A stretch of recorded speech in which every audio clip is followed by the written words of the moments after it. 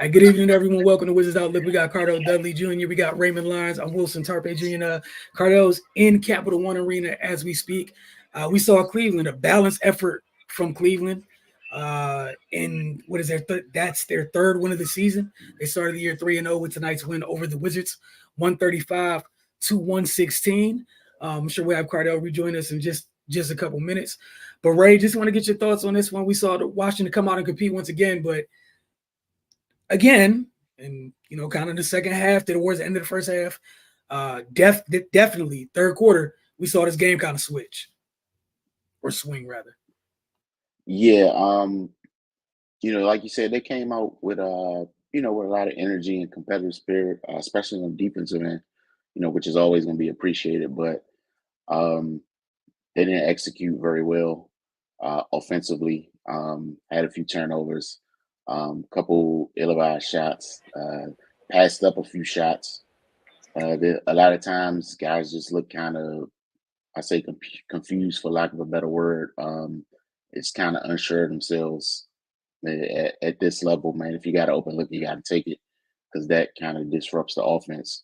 Um, but I did like Koulibaly's aggressiveness. We kind of talked last game about him kind of turning it up in that area. But overall, man, really once Donovan Mitchell started getting going, the game kind of shifted.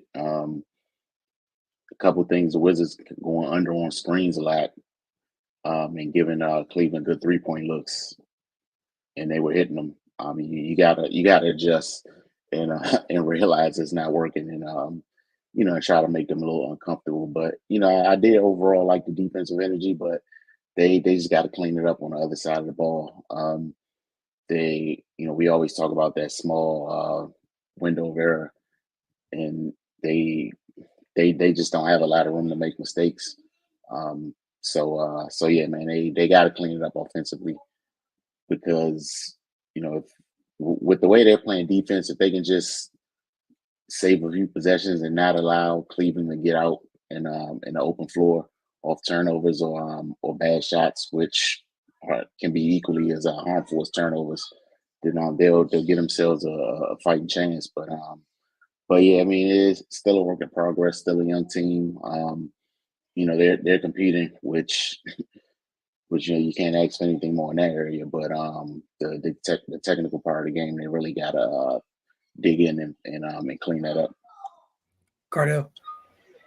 Yeah, it's ran into a team that's one of those teams that could possibly come out the East. I think the Wizards are stuck between kind of two modes. You have a youth movement, and then you have some veterans that you're trying to break bad habits with at the same time. And it's going to take time for all that to come together because you need it. The only way the young guys going to learn is going through experience. So you got to be patient with them, and also with the vets. They got to learn how to play winning basketball.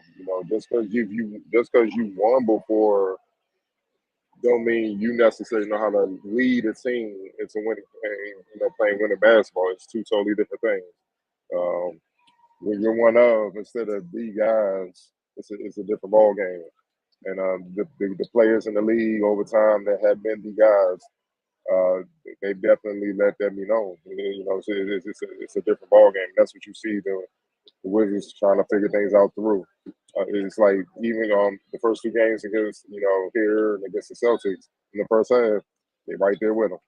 And then the third quarter comes and you just see the separation right then and there between the two teams. It's automatic coming out the half, and that's the reason why they lose. And it's usually the star players turning it up on Boston and Cleveland so far this season, where they just get going. They bomb them from threes, and it's just the little details, like Ray said, going under screens, bad shots. With the pace of the game and the way teams can, get up a lot of threes, bad shots are costing. That's basically a turnover. And you notice against the good teams, like they played with two teams that will be there at the end of the Eastern Conference. Uh, you know what I mean? They dealt with a team that they dealt with teams that understood how to one good shot selection as an adjustment, and also understood pace. You know, they knew when to run, they knew when to slow it down. Like tonight, Donovan Mitchell, Garland, they knew when to run, get their shooters look, shoot the three. They knew when to slow it down. Jared Allen, here you go. Evan Mobley, let me try to get you going. Things like that, man. So, but that comes with experience and having played together. And also, let's keep it real, being talented. Sometimes it's just as simple as that. The teams they played are more talented uh, and far more experienced, have had more big games under their belt as a whole. You know, I know Poole and Kuz have won championships before, but that don't apply to everybody. You know, Valanciunas obviously been in playoff wars and whatnot, but Brogdon as well. But they got to figure out the second half. They're when the third quarter comes around, they're getting punished, and it's not like it's a slow grind to beating them. It is they coming out to have Tatum Brown 10 on runs, threes, Donovan Mitchell Garland, threes, just kill shots, just kill shots like y'all have no life. And you can see they have something going because last year with those kill shots, they would have just put the subs in, get ready for the next game. But they're still competing, but they just they getting blown. Just the kill shots coming so frequently that they only had time to recover and try to figure it out. And it's tough because, like I said, you got a good mix of veterans, and you got to have the young guys in there because that's a big part of your team. And the young guys, this is their second game. They have never even been through nothing like this before. They like, what the hell? Like we were just, at the half we were just down what 6? We just down 6. Now it's about 15 like that. You could tell they never experienced that. On top of never having played against the Cavs team where the bigs can move like guards and you can't get nothing inside. And the compound matters is Kuz got to wake up, bro. Like it's a horrible start. Like preseason, he was bad. These first 2 games is bad. 3 for 16. You gotta do something, bro. Because they need him to deliver like he did last year. Because if he delivers like he did last year, what we're seeing from Poole, all right, you can kind of weather the storm of those third quarter runs a little bit. You know what I mean? Which will help your defense, but it's hard to play defense when 3 they get back. You taking bad shots. It's like you always back on defense. It's like remember that story KG was talking about when they played the Bulls and him and Isaiah Ryder got in went to it with Mike. That's what you're seeing right now. That's what he's talking about. It's like you just back and forth, but it seems like you're always on defense. You're down 2, now you're down 20. And you're going to go up against a more talented, more experienced team and more savvy team that understands how to control the possession, how to run the shot clock, how to get the shots that they want, even though they're moving fast. Whereas with the Wizards, only maybe a handful of guys understand that and are able to execute that. The youngest, they're not there yet. They're just not there. You can just see it. Like Sarr, with him settling for threes, I'm sure we're going to get into that. Right now, you're not hitting them. Those are bad shots. You got to get in there and mix it up. You got to make Allen and Evan Mobley respect you. You know what I'm saying? Right now, they're like, go ahead, you with us. You miss, we off to the races. And it's just tough, man. So part of it is growing pains. You just got to keep it real. A lot of this is growing pains, and you're going to have to weather the storm. Main thing is they're competing. I'm happy about that. But they got to continue to compete, man. But they got to figure out the halftime adjustments, man, and be able to stay close, man. If they do that, I want to see them be able to do that. And then, like, down the stretch, see if they can pull one out, man. Because at that point, that's when you can see, all right, they're starting to figure it out. But until we get to that point where the third quarter, they can come together, understand good shot selection, understand how to control the pace, even though you're moving fast, you can kind of see these results more and more. Yeah, to the points both of you guys made, just seeing the other team's guys do what the main guys are supposed to do coming in the third quarter, just in those little key stretches, ending the game. And we've seen through the first 2 games, we've seen Poole kind of in the first half kind of have those moments for Washington in his role, but it's been in the first half. And like you guys said, with Kuz kind of like, that's just not being there at all. Like, they can't afford that. Like, obviously, we know Tatum Brown, we're not saying Poole. I'm not saying Poole Kuz, but it's nowhere near, on the same level as Tatum Brown or Donovan Mitchell, what have you. But if this is what you have and you're competing like hell, which I think we all agree, give them credit for, you can't afford one of your guys to be a no-show on top of everything else with, like you guys said, with the youth. They just can't afford it. Who knows what the third quarter looks like in both of those games? If maybe some of those spurts that Poole had, those are Kuzma spurts in the third quarter, but it's just not there at all. It's little runs compounding into bigger runs, and then next thing you know, the third quarter is done, and it was a 38-point third quarter and fourth quarter and fourth quarter. I'm sorry, but you were in it.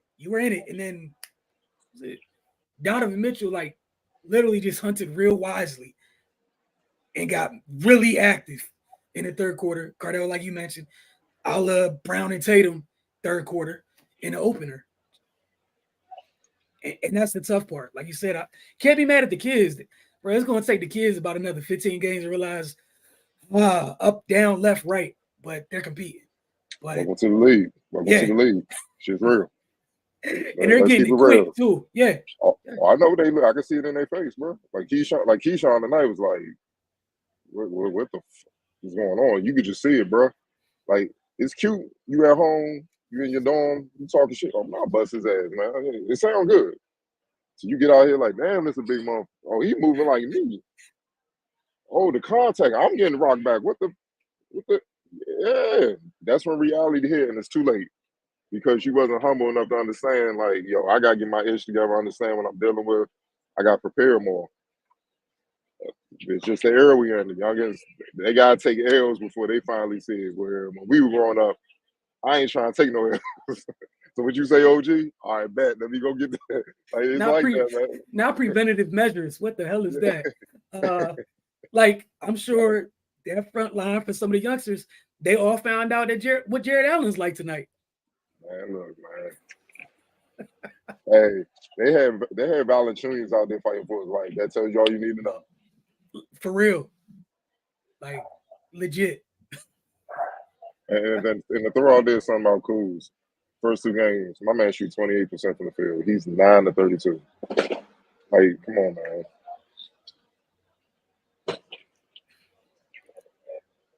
They can't afford it while asking, putting 3 kids into the rotation. You can't afford it. Those are the players that have the not even luxury, but the rope of figuring it out. 0 for 9. Not to cut you off, 0 for 9 from 3. No, that's fine. Thank you for adding that. Alex R, he was 0 for 5 in the first game. Tonight, just 2 for 6. So he's 2 for 11 for 3. But shot selection, bro, you got it. It's open. It's always saying you're open for a reason. The shots are there for a reason. Oh, and real quick, shout out to Bilal Coulibaly for the career high tonight in the game that he had. Everyone here was asking for him to be a little bit more aggressive and assertive after the first game, and I think he answered all of that.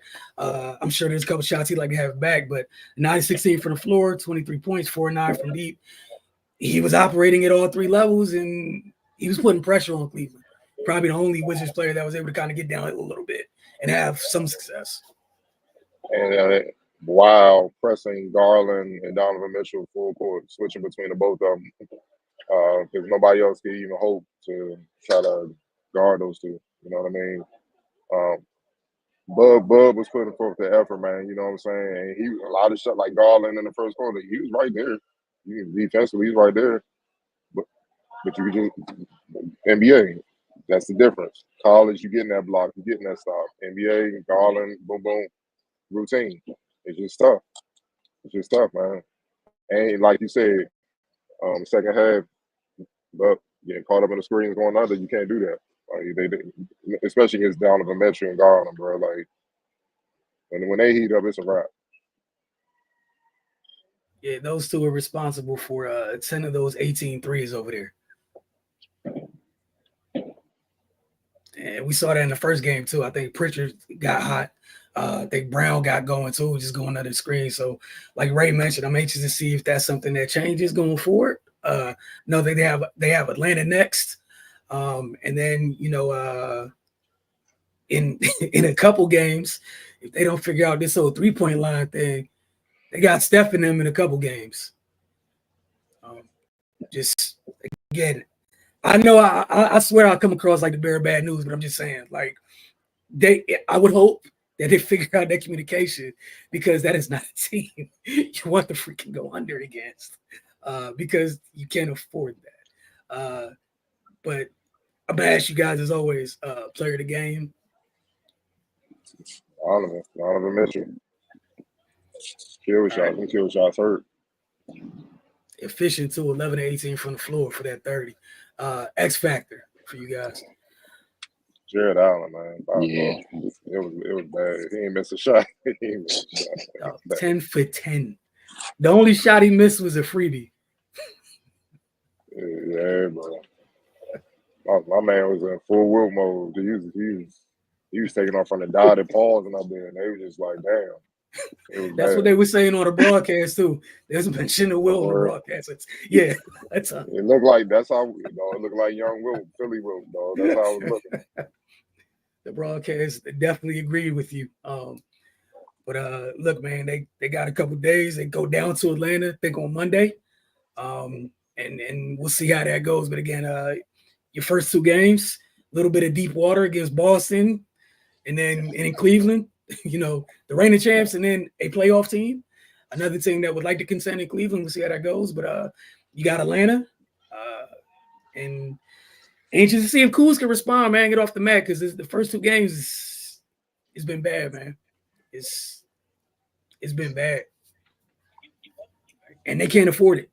It's been bad, and they can't afford it. Like, that's the tough part about it. Room for error is razor thin, as Ray loves to say. And yeah, that start ain't it. They need you. So thank y'all for tuning in. We'll catch up with y'all Monday night after their game against Atlanta.